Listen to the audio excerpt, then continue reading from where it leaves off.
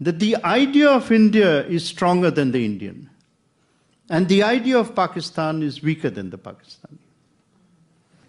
What is the idea of Pakistan?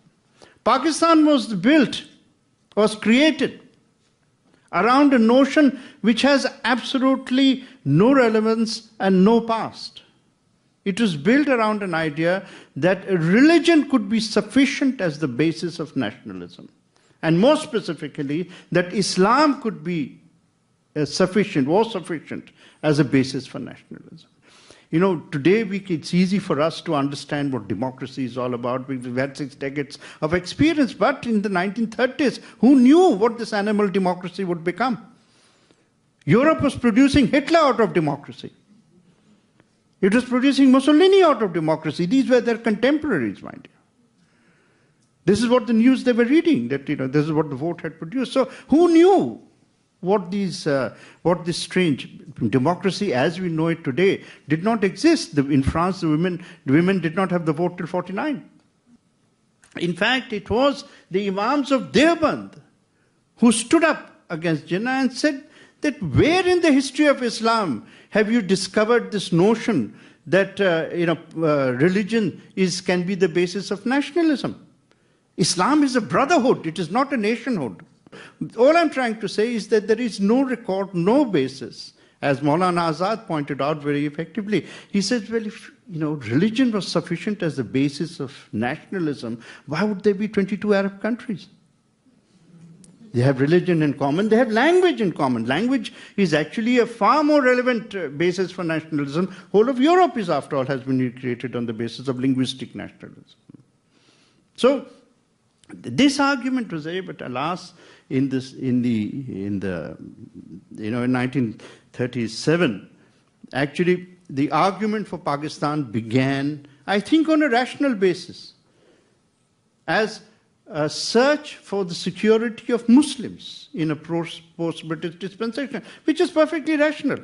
Every minority has a right to worry about its future. So there was nothing. But when you ask that question and raise those issues, then there can always be constitutional answers to such a question. That means you don't have to divide the nation in order to find the answer. But in 1937, particularly in Punjab, when Jinnah lost the argument, because in the first election that was held in 1937, the Muslim League could not get even 2 seats out of the 80 in Punjab. And if it could not survive as a factor among the Muslims of Punjab with separate electorate means that only Muslims could vote for Muslims. If Muslim League could not survive in Punjab, where on earth could it survive? Now comes a very relevant question, which I'm sure all of you, since you all belong to the ruling class, must have experienced in your own lifetimes. What does a lawyer do when he loses the case? He changes the story. And that is what Jinnah did.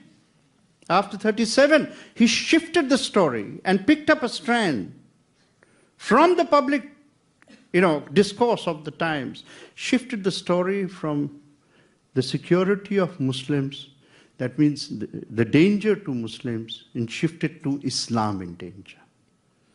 And when he changed the narrative, and Pakistan was created not for Muslims, but for Islam, and that became the basis of the concept that Pakistan was created as a fortress of the faith.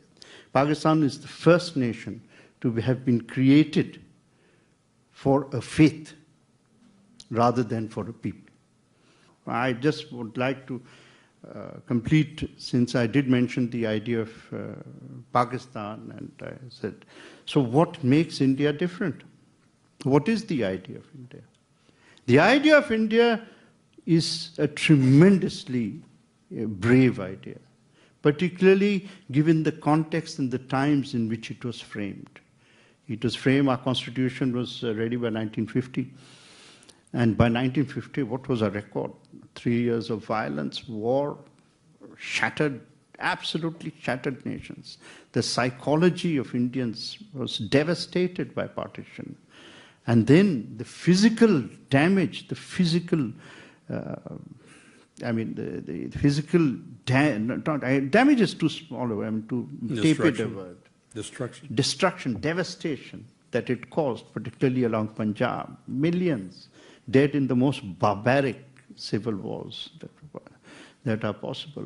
Other millions dying of famine in Bengal. I mean, imagine, through that period of economic deprivation, whoever tells you that the British Raj was a great thing for India, please send that person to me. Over the last 50 years of British, the annual growth rate of India was only 1%. In 1750, when the British came to India, and Clive in 1757, I'm not making these statistics up. Paul Kennedy's latest book, he teaches at Yale, is there in almost every bookshop. In 1750, India had 24% of world manufacturing output. This is not internet, claims. 24%. China had 31% of world manufacturing. These were the two powerhouses of economic development in the world. Britain had only 1.8%. By 1947, when Clive entered Murshidabad after the Battle of Plassey, he looked around and said, my God, this place is richer than London. Of course it was. What was he surprised at? The British did not come to India because India was a poor country. Nobody conquers a poor country. The return on investment is not sufficient. It came to India because we were a rich country in 1750. By 1947, Britain, I have never seen as neat a description of colonization as this. In 1947, Britain had 24% of world manufacturing output and India had 1.8 or 2%, something like that. Absolutely universal. So, poverty, shattered illusions, dreams, whatever nationalism Gandhi had stood for, broken. And yet, our constitution had the courage to conceive of an idea which the world sneered at. Nobody thought Indian democracy would succeed. Universities in the West were full of academics and writers telling us what a bunch of nonsense we were. It was Pakistan which was considered the rational idea. But why do I call India a modern idea? Modernity has 4 pillars. Number 1, you cannot be a modern nation without democracy. And democracy means equal rights for everyone. Democracy is not the right to vote in elections once in 5 years. Democracy is the right to speak nonsense every day. And it's very important to understand that. I don't speak about anything out of fear. I couldn't care. Because I'm in a democracy. As long as I don't extend this privilege to abuse. Or indeed, as a journalist, extend it to libel. Number 2, you cannot be a modern democracy without equality and freedom of faith. Every faith has a right, irrespective of numbers. If there are only 5 people of a faith, it doesn't matter. They are still equal before the law. They still have total freedom of practice. And nobody has a right. Now, in these 2 freedoms is the soul of India. India is not secular because Gandhi was secular. Gandhi was secular because India is secular.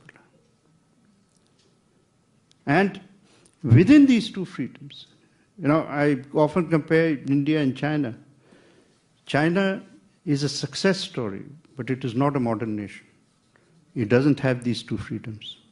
And in the next 10, 15 years, this will be its biggest problem. The third, you cannot be a modern nation without gender equality. It's impossible. It doesn't matter what was there in the past. A modern nation has to have gender equality. It's very easy to say this in Canada, in Vancouver, which has probably gender equality in reverse.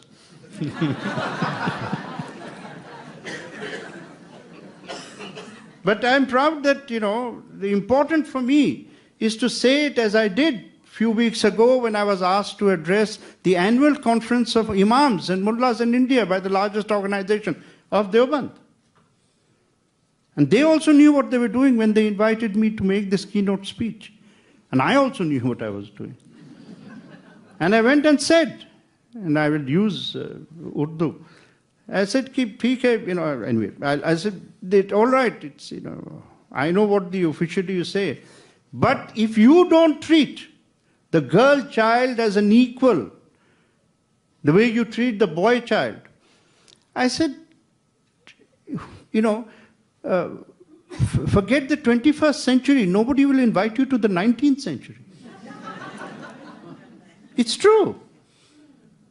So, and you can see the fourth pillar of modernity, of course, is economic equity. That while there's nothing called economic equality, the poorest of the poor must feel that they are part of the rising narrative. So this, and I know I'm very proud of the fact that we in India have succeeded on the first three, but we are still failing on the fourth. And that is the challenge before us. But you see that despite Indians and Pakistanis being the same people, Pakistan is failing so badly on all four. Why? And this is where I say that the idea creates or takes a nation in one direction rather than the other, with the best of will of Pakistan. I don't doubt at all that Zardari or Benazir and so on actually are liberal people perhaps, and actually would like to see. Jinnah himself, all he wanted really was, a secular country with a Muslim majority, just as Gandhi wanted a secular country with a Hindu majority. And today, 60 years later, they can't find Jinnah's speech in Pakistan. Officially, they've removed it. They no longer teach it. They don't success it, and if they can say, because the first speech he made after getting Pakistan was this. Of course, when I read that speech, I said, if this is what you wanted, why did you have to create Pakistan? However, so, in fact, the prescription for Pakistan is not what I say. I've called Pakistan a jelly state in this book, because a jelly state will continuously quiver. It's not a butter state and it will melt away. It will not disappear. It will remain. The Pakistani army as an institution has enough ability to protect its territorial integrity. But like jelly, it will be unstable. And because it has nuclear weapons and a culture of fundamentalism which is now deeply ingrained, if you want to recognize a country, recognize it through its textbooks and see where it is going. And it will be a toxic jelly state. But ironically, the answer lies not in what I say. I'm an Indian. I have, the answer lies in rediscovering the Jinnah before 1937. So what Pakistan needs is not another general election, but another constituent assembly, which can take it away and make it into a secular state, which incidentally happens to have a Muslim majority.